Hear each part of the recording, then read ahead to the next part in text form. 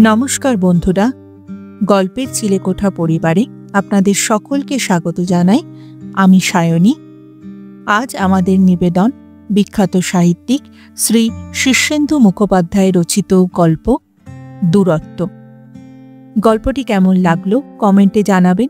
যদি ভালো লাগে লাইক করবেন, আর চ্যানেলটিতে যদি নতুন হয়ে থাকেন সাবস্ক্রাইব করবেন। তবে চলুন আর দেরি করব না, শুরু করি আজকের গল্প শ্রী শীর্ষেন্দু মুখোপাধ্যায় রচিত দূরত্ব।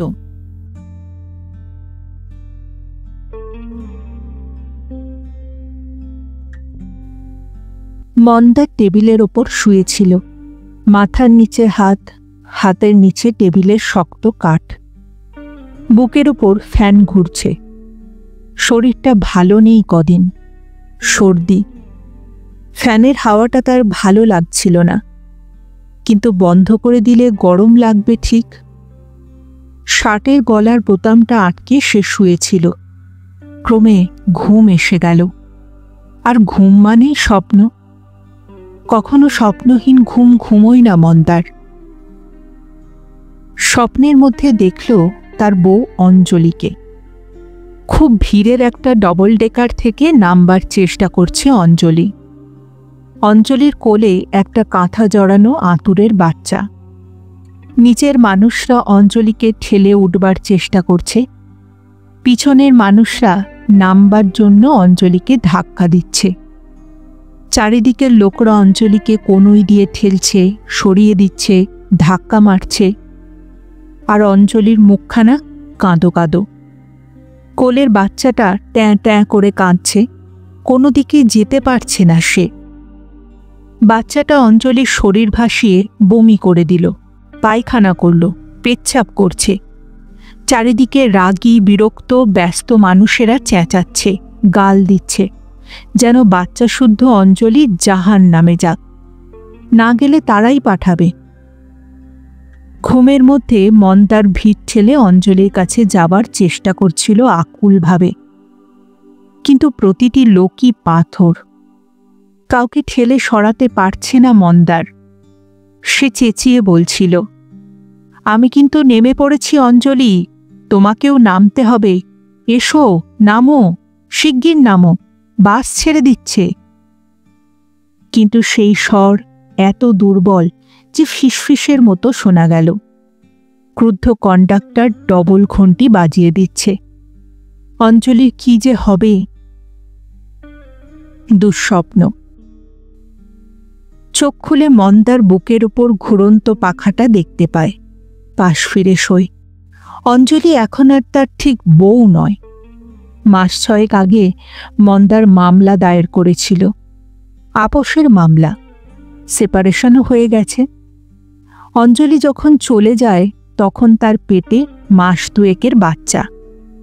এতদিনে বোধহয় বাচ্চাটা হয়ে গেছে। মন্দার খবর রাখে না, দেখেনি ছেলে না মেয়ে, তা জানতে ইচ্ছেও হয়নি, কারণ বাচ্চাটা তার নয়। বিয়ের 7 দিনের মধ্যে ব্যাপারটা ধরতে পারল মন্দার। তখনই মাস 2 বাচ্চা পেটে অঞ্জলির। তাছাড়া অঞ্জলির ব্যবহারটাও ছিল খাপছাড়া। কথার উত্তর দিতে চাইত না, ভালোবাসার সময়গুলিতে কাঁটা হয়ে থাকত। তবু দিন 7 ধরে অঞ্জলিকে ভালোবেসেছিল মন্দার। মেয়েদের সংস্পর্শহীন জীবনে অঞ্জলি ছিল তার প্রথম রহস্য। দিন 7 মধ্যে বাড়িতে অঞ্জলিকে নিয়ে কথাবার্তা শুরু হয়। মন্দারের কানে কথাটা তোলে তার ছোট বোন। শুনে মন্দারের জীবনে একটা স্তব্ধতা নেমে এসেছিল। অঞ্জলি অবশ্য অস্বীকার করেনি। মন্দার সোজা গিয়ে যখন অঞ্জলির বাবার সঙ্গে দেখা করে, তখন সে সুন্দর চেহারার বৃদ্ধটি কেঁদে ফেলেছিলেন। আত্মপক্ষ সমর্থনে একটিও কথা বলেননি, শুধু বলেছিলেন, ওর সিঁথিতে সিঁদুরের দরকার ছিল, আমি সেটুকুর জন্যই তোমাকে এই নোংরামিতে টেনে নামিয়েছি। ওকে তুমি ফেরত দেবে জানতাম। যদি একটা কথা রাখো, ওর ছোট বোনের বিয়ে আর 2 মাস বাদে। সব ঠিক হয়ে গেছে। শুধু এই কটা দিন কথাটা প্রকাশ করো না। মামলা তারপর দায়ের করো, আমি কথা দিচ্ছি মামলা আমরা লড়ব না। অঞ্জলি ফেরত গেল বিয়ের দিন 10-এর মাথায়। 2 মাস অপেক্ষা করে মামলা আনলো মন্দার। অঞ্জলি লড়ল না, ছেড়ে দিল। তারপর থেকে অঞ্জলির সঙ্গে আর দেখা হয়নি। বিয়ের পর 8 মাস কি 9 মাস কেটে গেছে। মন্দার এখনো কেমন বেকুবের মতো স্তব্ধ হয়ে থাকে। পাশ ফিরে শুতেই দেখা যায় বইয়ের আলমারি। আলমারির ওপরেই উইপোকার আঁকাবাঁকা বাসা। সেদিকে চেয়ে থেকে সে স্বপ্নটা কেন দেখল তা মনে মনে নাড়াচাড়া করল একটু। আসলে স্বপ্নের তো কোনো মানে থাকে না। আর এ তো ঠিকই যে অঞ্জলির কথা সে এখনো ভুলে যায়নি। এসব কি ভোলা যায়? আজ মঙ্গলবার। আজই তার 2টো ক্লাস, একটা 2nd পিরিয়ডে নিয়েছে আর একটা 5th পিরিয়ডে নেওয়ার কথা। এই সময়টায় কলেজে ক্লাস বেশি থাকে না। পিইউতে এখনও ছেলে ভর্তি হয়নি, পাট্টুরাও বেরিয়ে গেছে। সপ্তাহে 2 দিন ছুটি থাকে তার। অন্যদিন 1-2টো ক্লাস নেয় আর বাকি সময়টা শুয়ে থাকে। কেউ কিছু বলে না। সকলেই জেনে গেছে মন্দা চ্যাটার্জির ডিভোর্স হয়ে গেছে। তার মন ভালো না। সে একটু অস্বাভাবিক মানসিকতা নিয়েই কলেজে আসে। তাই এসব ক্ষেত্রে একটু আধটু স্বেচ্ছাচার সবাই মেনে নেয়।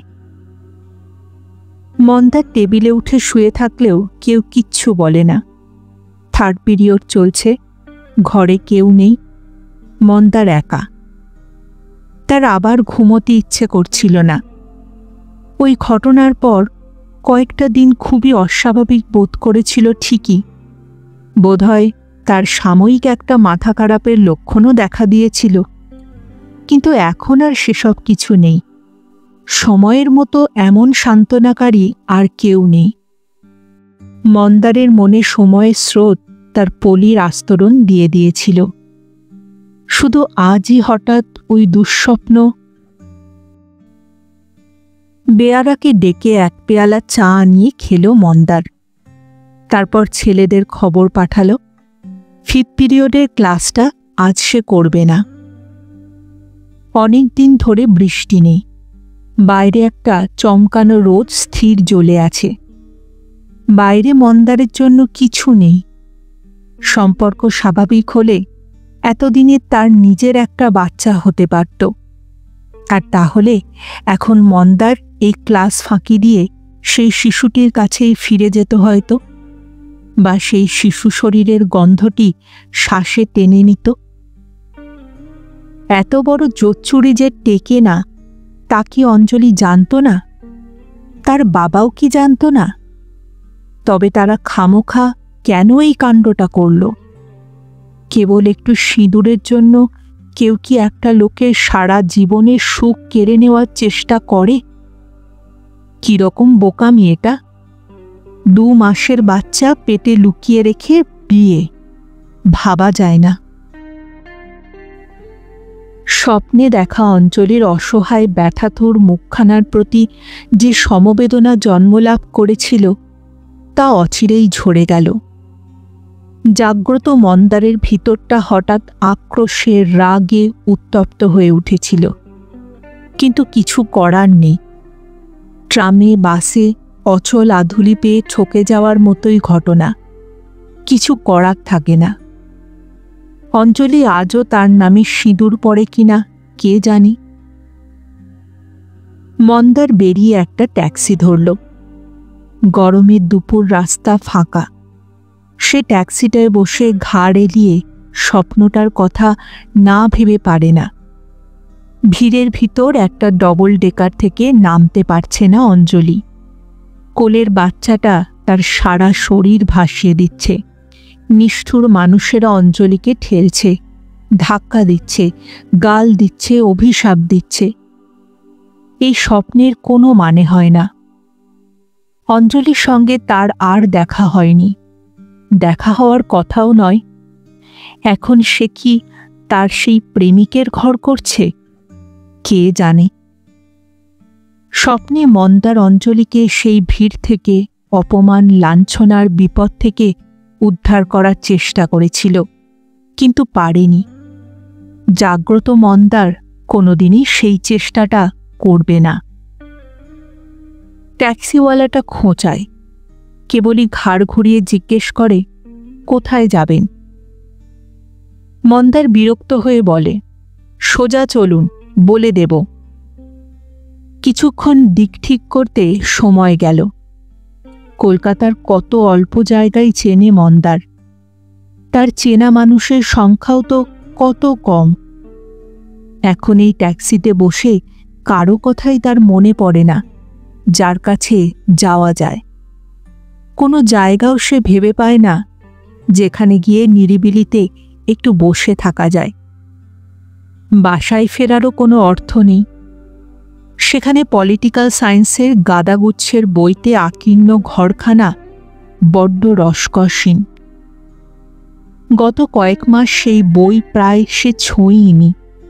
থিসিসের কিছু পাতা লেখা হয়েছিল বটে, কিন্তু তা পড়ে আছে। ঘরে কেবল বিছানাটাই মন্দারের প্রিয়। যতক্ষণ সে ঘরে থাকে শুয়েই থাকে, ঘুমোয়, ভাবে, সিগারেট খায়। আজকাল কেউ তাই ঘরে ঢোকে না তার ভয়ে। ট্যাক্সিটা কিছুক্ষণ ইচ্ছে মতো এদিক ওদিক ঘোরালো সে। তারপর অচেনা রাস্তায় এসে পড়ায় চিন্তিতভাবে একটা জায়গায় গাড়িটা দাঁড় করিয়ে ভাড়া দিয়ে নেমে গেল। কোথায় নেমেছে তা ঠিক বুঝতে পারল না। তবু এ তো কলকাতায়, ঘুরে ফিরে ডেরায় ফিরে যাওয়া যাবে, ভয় নেই। কিছুক্ষণ হাঁটলে বোধহয় ভালোই লাগবে। অচেনা রাস্তা ধরে আন্দাজে সে হাঁটতে থাকে।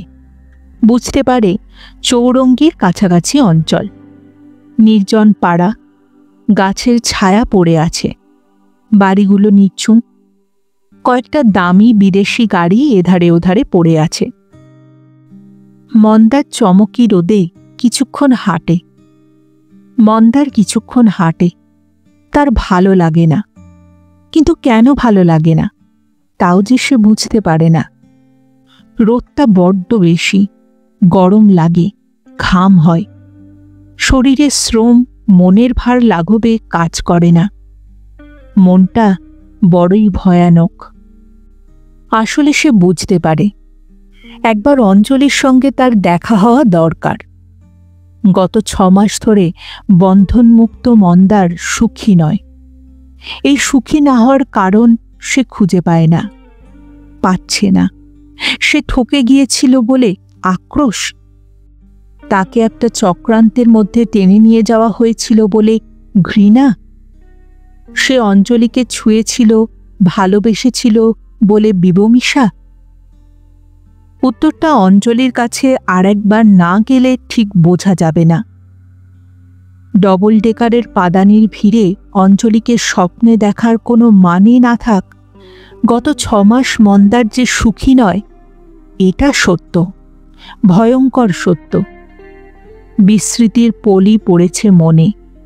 ক্রমে শান্ত হয়ে আসছে সে, এবং এইভাবেই হয়তো একদিন সে দার্শনিক হয়ে যাবে। কিন্তু তাতে সমস্যার সমাধান নেই। সে আবার বিয়ে করবে ঠিকই। মেয়ে দেখা হয়েছে। সামনে শ্রাবণে সে খুবই অনাড়ম্বর অনুষ্ঠান থেকে তার নতুন স্ত্রীকে তুলে আনবে, কিন্তু তবুও অসুখীই থেকে যাবে। অঞ্জলির কাছে একটা গোপন রহস্য রয়ে গেছে। অঞ্জলিকে দেখতে ভালো, অন্যদিকে খুবই সাধারণ। বিয়ে পড়তে পড়তে অঞ্জলির বিয়ে হয়েছিল। খালি গলায় গাইতে পারত। রং চাপা, মাথায় গভীর চুল, ভীরু চাউনি। আর তো তেমন কিছু মনে পড়ে না। বিয়ের 7 দিন বাদে এক রাত্রিতে প্রায় উন্মাদ মন্দার জিজ্ঞেস করেছিল, তুমি প্রেগনেন্ট? অঞ্জলি ভীষণ ভয়ে আত্মরক্ষার জন্য দুটো হাত সামনে তুলে ভীরু, খুব ভীরু চোখে চেয়ে বলেছিল, আমার বাবা এই বিয়ে জোর করে দিয়েছেন, আমি চাইনি। তুমি প্রেগনেন্ট কিনা সেটা বলো। হ্যাঁ। হ্যাঁ। My goodness. অঞ্জলি তবুও কাঁদেনি, কেবল ভয় পেয়েছিল। কি হবে তা অঞ্জলি বোধহয় জানত।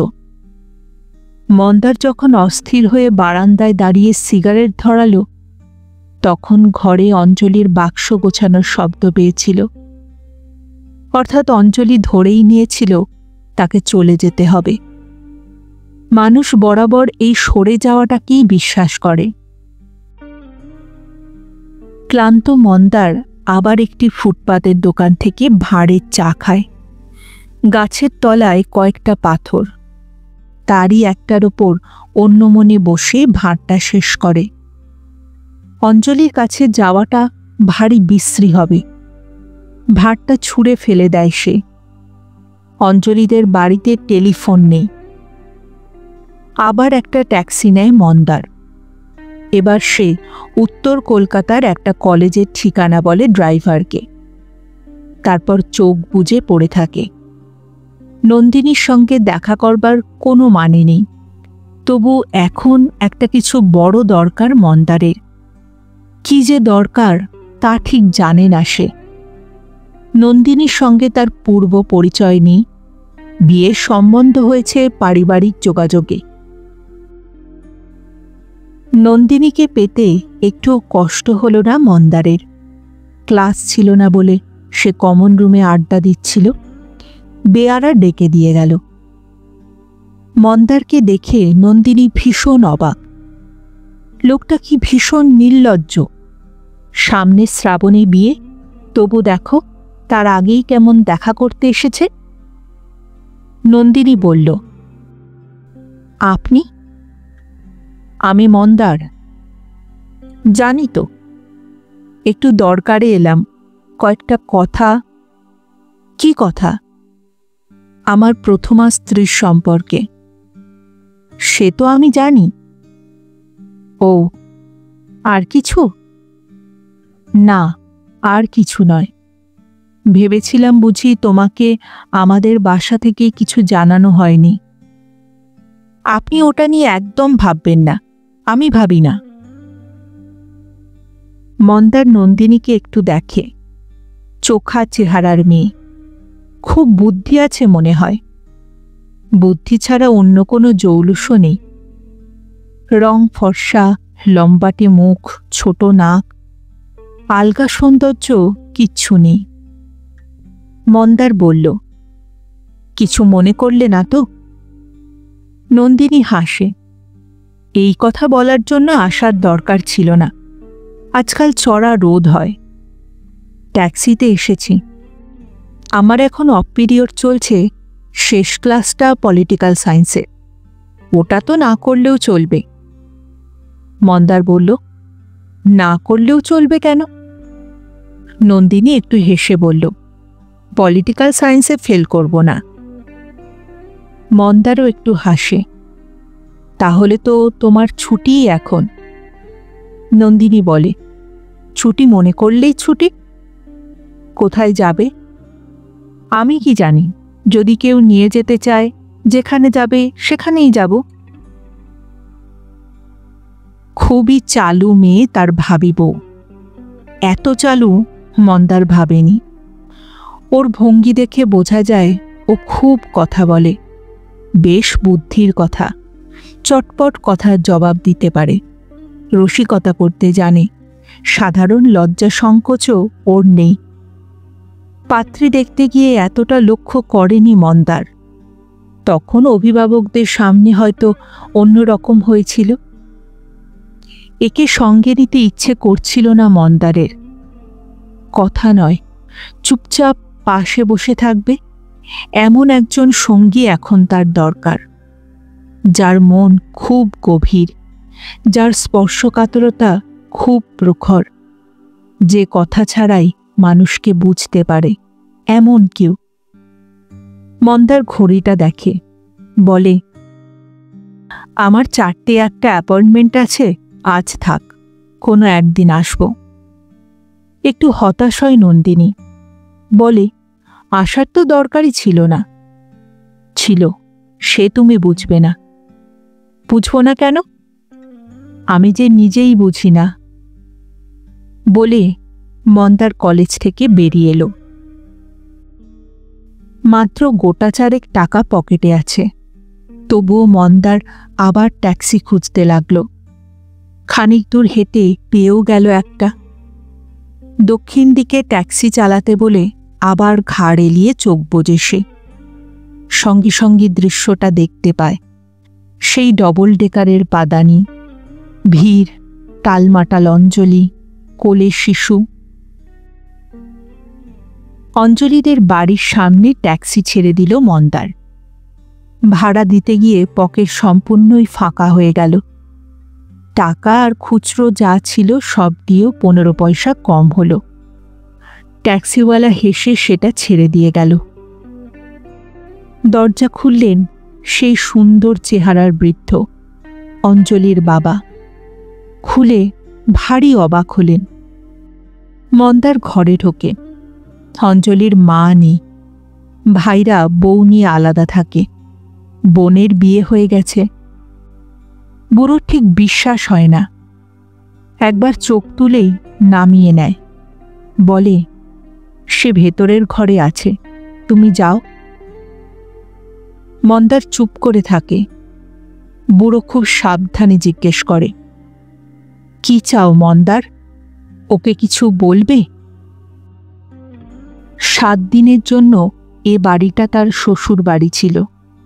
এই সুন্দর বৃদ্ধটি ছিলেন তার শ্বশুর। বাড়িটা মন্দারের চেনা। একটু সংকোচ হচ্ছিল, তবুও মন্দার উঠল। বৃদ্ধ বললে, ভিতরে বাঁ দিকের ঘরে আছে। মন্দার গেল। দরজা খোলা। অঞ্জলি শুয়ে আছে বিছানায়। পাশে একটা পুঁটলির মতো বাচ্চা তুলতুল করছে, সে ঘুমোচ্ছে। মন্দার ঘরে পা দিতেই অঞ্জলি মুখ ফিরিয়ে তাকালো। চমকে উঠল কিনা কে জানে, তবে অবাক হলো খুব। উঠে বসল ধীরে ধীরে, কোনো প্রশ্ন করল না। কেবল বাচ্চাটাকে একটা হাত বাড়িয়ে আড়াল করার চেষ্টা করল। চোখে ভয়। মন্দার হাসল, জিজ্ঞেস করল, কবে হলো? এই তো আজ 8 দিন। ভালো আছো? না, খুব কষ্ট গেছে। আমার শরীরে রক্ত ছিল না তো। বলেই শ্বাস ফেলল অঞ্জলি। খুব কষ্ট, বিকারের মতো হয়েছিল। তুমি বসো, ওই চেয়ারটা টেনে নাও। কিছু বলবে? বলবো অঞ্জলি।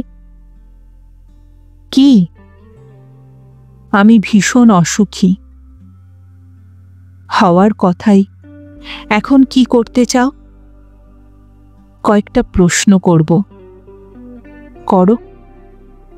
তোমার প্রেমিকটি কে? বিস্ময় চোখ বড় করে অঞ্জলি বলে, প্রেমিক? ওই বাচ্চাটার বাবার কথা বলছি। সে আমার প্রেমিক হবে কেন? তাকে তো আমি ভালোবাসতাম না, সেও আমাকে বাসত না। তাহলে এটা কি করে হলো? হয়ে গেল। কত কিছু এমনিই হয়ে যায়, যা ঠিক বুঝতেই পারা যায় না। মন্দার একটা শ্বাস ফেলল। ভুল প্রশ্ন। এ প্রশ্ন সে করতে চায়নি, এ প্রশ্ন সে করতে আসেনি। তবে কি প্রশ্ন? কি প্রশ্ন?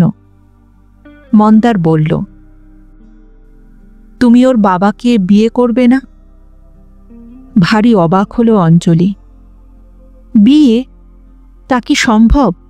সে কোথায় চলে গেছে এখন? তাছাড়া আমি তাকে বিয়ে করতে যাব কেন? ওটা বড্ড বাড়াবাড়ি হয়ে যাবে না? এও ভুল প্রশ্ন। মন্দার বুঝতে পারে। এবং তারপর সে আবার একটা ভুল প্রশ্ন করে, বলে, তুমি কি আমার কাছে কিছু চাও অঞ্জলি? না তো, তুমি অনেক দিয়েছ। কি দিয়েছি আমি? এই যে এই বাচ্চাটার একটা পরিচয়। মন্দার বিস্ময় প্রশ্ন করে, ও কি আমার বাচ্চা হিসাবেই পরিচিত হবে? অঞ্জলি বলে, যদি তুমি অনুমতি দাও। মন্দার একটু ভেবে বলে, হোক, আপত্তি নেই। অঞ্জলি খুশি হয়, বলে, আমি জানতাম তুমি আপত্তি করবে না। মন্দার বলে, আমি বিয়ে করছি অঞ্জলি। জানি তো, করাই উচিত। এসব কি বলছে মন্দার? সঠিক প্রসঙ্গটা কেন সে খুঁজে পাচ্ছে না?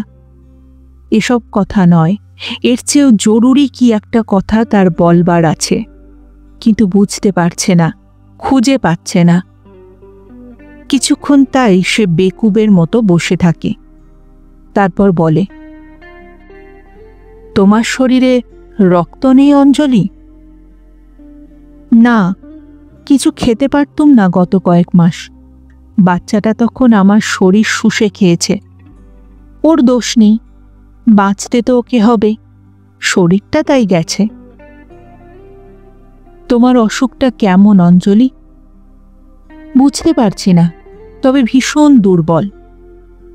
ও, তুমি শুয়ে থাকো, বরং শুয়ে শুয়ে কথা বলো। তাই কি হয়? তুমি শ্বশুর বাড়িতে এসেছ, তোমাকে কেউ আদর যত্ন করবার কেউ নেই। দেখো তো কি কাণ্ড। মন্দার চুপ করে থাকে। অঞ্জলি তক্ষুনি নিজের ভুল সংশোধন করে বলে, অবশ্য এখন তো আর শ্বশুরবাড়ি এটা নয়, আমারই ভুল। মন্দার একটু দুঃখ পায়। অঞ্জলির মুখটা ফোলা ফোলা, শরীরটাও তাই। বোধহয় শরীরে জল এসে গেছে ওর। মন্দার আবার জিজ্ঞেস করে, তোমার বাচ্চাটা কেমন হয়েছে? অঞ্জলি বলে, আমার শরীর থেকেই তো ওর শরীর, একটা খারাপ হলে আর একটা কি করে ভালো হবে? কিন্তু কি কথা বলতে এসেছে মন্দার? মনে পড়ছে না, কিছুতেই মনে পড়ছে না। অথচ এসব সাধারণ কথা নয়, এছাড়া আর একটা কি কথা যেন। মন্দার চুপ করে বসে থাকে, ভাবে। অঞ্জলিও তার দিকে তাকিয়ে আছে, চোখে সেই ভীতু ভীতু ভাব। বোধহয় সবসময় নিজের অপরাধের কথা ভাবেও, আর সবসময় ভয় পায় তার অপরাধের প্রতিফলন কোনো না কোনো দিক থেকে আসবে সেই ভেবেই। কিন্তু মন্দারের কথার উত্তরগুলো বেশ স্বাভাবিকভাবেই দিল অঞ্জলি। তবে কি মন্দার ভুল ভাবছে? আর কি অঞ্জলি ততটা ভীতু নয়? মন্দার আবার জিজ্ঞেস করে, এসব জানাজানির পর তোমার অবস্থা নিশ্চয়ই বেশ খারাপ। অঞ্জলি মুখটা ঘুরিয়ে নিয়ে বলে, তা জেনে কি হবে তোমার? মন্দার একটা শ্বাস ফেলে। সেই শ্বাসের শব্দে অঞ্জলি তার দিকে তাকায়। মন্দার বলে, অঞ্জলি, আমি খুব একা, আমার কেউ নেই। তুমি আমার ওপর রাগ করতে চাইছ, কিন্তু পারছ না, তাই না? মন্দার একটু চমকায়। কথাটা সত্য, সে অঞ্জলির ওপর রাগ ঘৃণা সবই প্রকাশ করতে চায়, কিন্তু তার মনের মধ্যে কিছুতেই রাগের সেই ঝড়টা ওঠে না। উঠলে ভালো হতো বোধহয়। মন্দার আবার একটা শ্বাস ফেলে। বাইরে থেকে অঞ্জলির বাবার গলা পাওয়া যায়। মন্দার মুখ ফিরিয়ে ভারী অবাক হয়। সুন্দর বৃদ্ধটি দরজায় দাঁড়িয়ে, তার এক হাতে খাবারের প্লেট, অন্য হাতে চায়ের কাপ। মন্দারের চোখে চোখ পড়তেই লাজুক মুখে বলেন, বাড়িতে কাজের লোক নেই তাই। মন্দার বিস্মিতভাবে বলেন, আপনি করলেন নিজেই? হ্যাঁ, আমার অভ্যাস আছে। আঁতুর ঘরে খেতে বসে ঘেন্না করবে না তো বাবা? তুমি না হয় বাইরে এসে বসো। মন্দার বলে, আমি কিছু খাবো না। খাবে না? বুড়ো মানুষটি ভারী অপ্রতিভ হয়ে পড়ে। সাদাসাদি করতে বোধহয় তারা ভয় পায়। মন্দারকে তারা ভীষণ ভয় পায়। যেন বা বুড়ো জানত যে মন্দার এবারের খাবার খাবে না, তাই মাথা নিচু করে বলে, আচ্ছা তাহলে বরং থাক। অঞ্জলি অবাক হয়ে তার বাবার দিকে চেয়েছিল। মন্দারের দিকে মুখ ফিরিয়ে বলে, তুমি কলেজ থেকে এলে তো, খিদে পায়নি? অঞ্জলি চুপ করে থাকে, কিছু বলার নেই। তারা অপরাধীর মতো মন্দারের দিকে চেয়ে আছে। জোর করে খাওয়াবে এমন সম্পর্কও নয়। অসহ্য। মন্দার উঠে গিয়ে বুড়োর হাত থেকে প্লেট আর কাপ নিয়ে বললে, ঠিক আছে, খাচ্ছি। বাপ বেটিতে খুব অবাক হয়। তারা একটুও আশা করেনি এটা। বুড়ো চলে গেল। মন্দার অঞ্জলিকে বলে, এসব ফর্মালিটির দরকার ছিল না। অঞ্জলি কিছুক্ষণ চুপ করে থেকে বলে, ডিভোর্স জিনিসটা বাবা তো বোঝে না, সেকেলে মানুষ। ওর কাছে তুমি এখনো জামাই, বরাবর তাই থাকবে। ওদের মন থেকে এসব সংস্কার তুলে ফেলা ভারী মুশকিল। মন্দার উত্তর দেয় না। অঞ্জলি নিজে থেকেই আবার বলে, বাবার আর কি দোষ? আমি নিজেও মন থেকে সম্পর্কটা তুলে দিতে পারিনি। স্বামী জিনিসটা যে মেয়েদের কাছে কি। মন্দার বলে, ওসব কথা থাক অঞ্জলি। অঞ্জলি মাথা নেড়ে আবার বলে, থাকবে কেন? এখন তো আর আমার ভয় নেই। এই বেলা বলতে সুবিধে। কি বলতে চাও অঞ্জলি? সংস্কারের কথা, মেয়েলি সংস্কার, মন্ত্র, সিঁদুর, যজ্ঞ, এসব কিছুতেই মন থেকে তাড়াতে পারি না। মন্দার তাড়াতাড়ি বলে, অঞ্জলি, তোমাকে আমি কি একটা কথা বলতে এসেছিলাম, কিছুতেই মনে পড়ছে না, অথচ কথাটা খুব জরুরি। একটু বসে থাকো, ঠিক মনে পড়বে। যদি ঘেন্না না করে তবে খাবারটা খেয়ে নাও। চা জুড়িয়ে যাচ্ছে, খেতে খেতে ঠিক মনে পড়বে। মন্দার অন্যমনস্ক হয়ে বসে থাকে। অঞ্জলি তার দিকে নিবিষ্ট চোখে চেয়ে যেন বুঝবার চেষ্টা করে। মন্দার একটু আধটু খুঁটে খায়, চায়ে চুমুক দেয়, কিন্তু মনে পড়ে না। অঞ্জলি আচমকা জিজ্ঞেস করে, তুমি কি আমার কথা মাঝে মাঝে ভাবো? মন্দার জবাব দেয়, ভাবি। কেন ভাবো? তুমি আমার ওপর বড্ড অন্যায় করেছিলে বলে।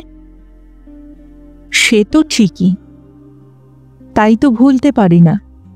মানুষ ভালোবাসার কথা সহজে ভোলে, কিন্তু প্রতিশোধের কথাটা ভুলতে পারে না যে।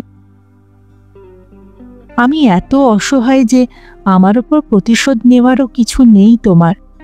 আমি তো এমনি শেষ হয়ে আছি। কিন্তু আমার তো শোধ নেওয়া হয়নি অঞ্জলি। কি শোধ নেবে বলো? কি জানি, ভেবেই তো পাচ্ছি না।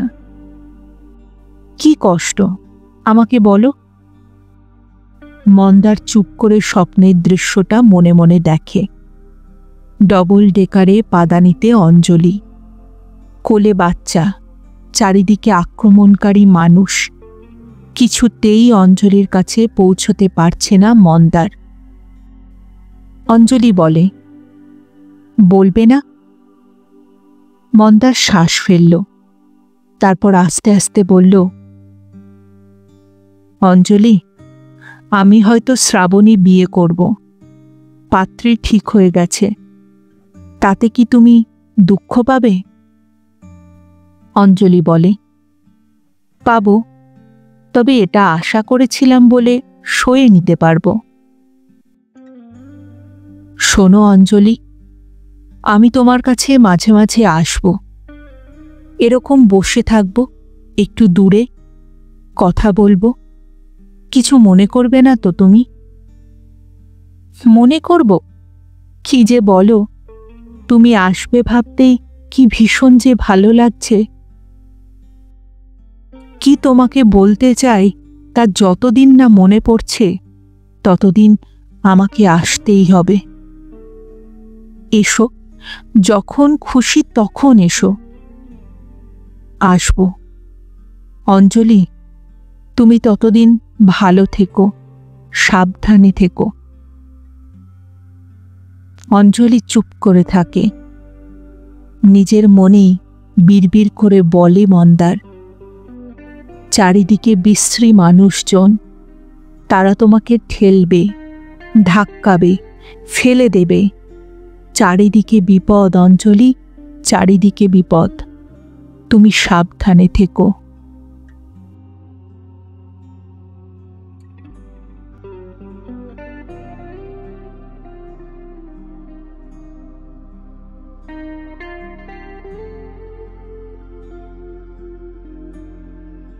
শুনছিলেন আজকের গল্প শ্রী শীর্ষেন্দু মুখোপাধ্যায় রচিত দূরত্ব। ফিরে আসছি আরেকটি নতুন গল্পের সঙ্গে কিছুদিনের মধ্যে। ততদিন ভালো থাকবে, সুস্থ থাকবে এবং গল্পে থাকবে। আর আমার গল্প পাঠ ও উপস্থাপনা যদি ভালো লাগে তাহলে লাইক আর কমেন্ট করবেন। আর চ্যানেলটিতে যদি প্রথম এসে থাকেন তাহলে সাবস্ক্রাইব করবেন। এতে আমার উৎসাহ ও আত্মবিশ্বাস দুইই বাড়ে। তাহলে আজ এখানেই বিদায় নিচ্ছি। আবার দেখা হচ্ছে